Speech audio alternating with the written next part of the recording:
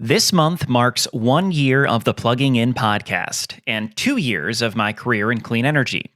I've learned an incredible amount doing this podcast and have had the honor of speaking to some amazing, well-informed, and dedicated experts in the clean energy field.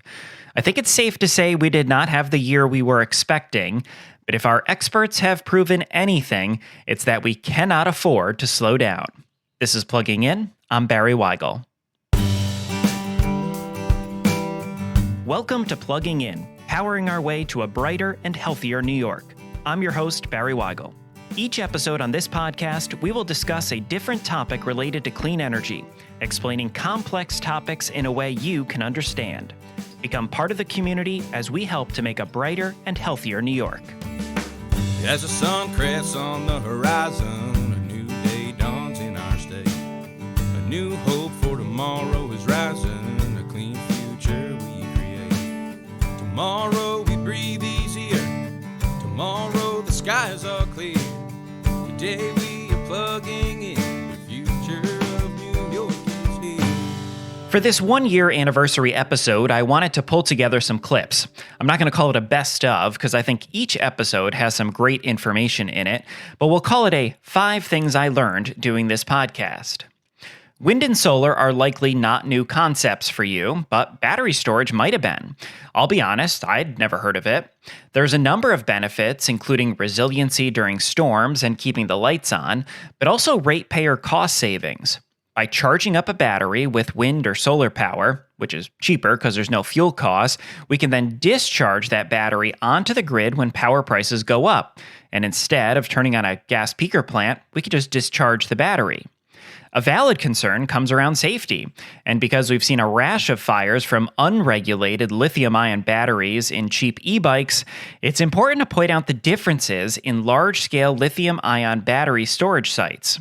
Phil Denara from Key Capture explained that to us. It's also really important for the public to know that these systems are 24/7, 365 remotely operated, and there's a number of safety thresholds which, when triggered, allow us to shut off the system and de-energize any components of the system that have an issue prior to an event actually transpiring. Yeah, you mentioned the interacting with the local fire departments, which obviously is very, very, very important for projects such as this.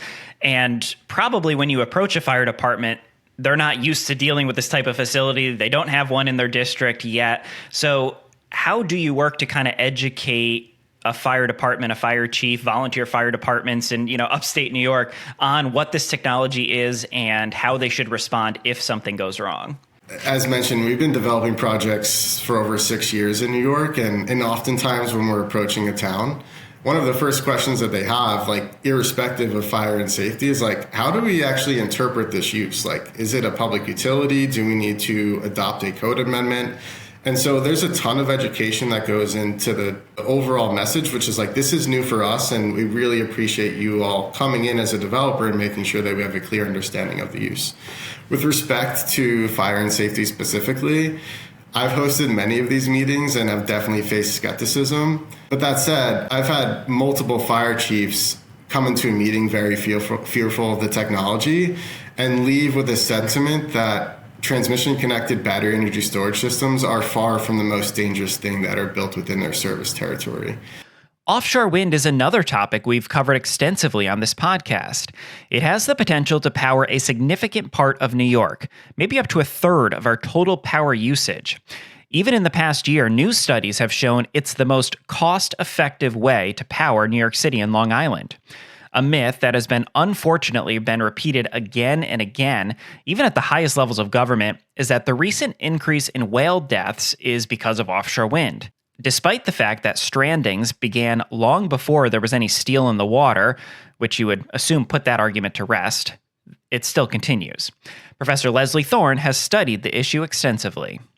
One thing that we found when we looked at vessel data, and we looked at data from different ports along the East Coast and looked at vessel traffic, There's been generally an increase in vessel traffic, but that increase in vessel traffic has been particularly pronounced in New York and Virginia, which are also hotspots of strandings, but also in particular of strandings that have been confirmed to be due to vessel strike. In combination with the changes that we've seen in vessel traffic in those two states suggests that mortality due to vessel strike is an important factor in these increased strandings since 2016. Affordability remains a chief concern, not just around energy, but good news. We did a number of episodes on how to save money while going green, from never buying gas again by using a much cheaper to run EV to rooftop solar and building efficiency.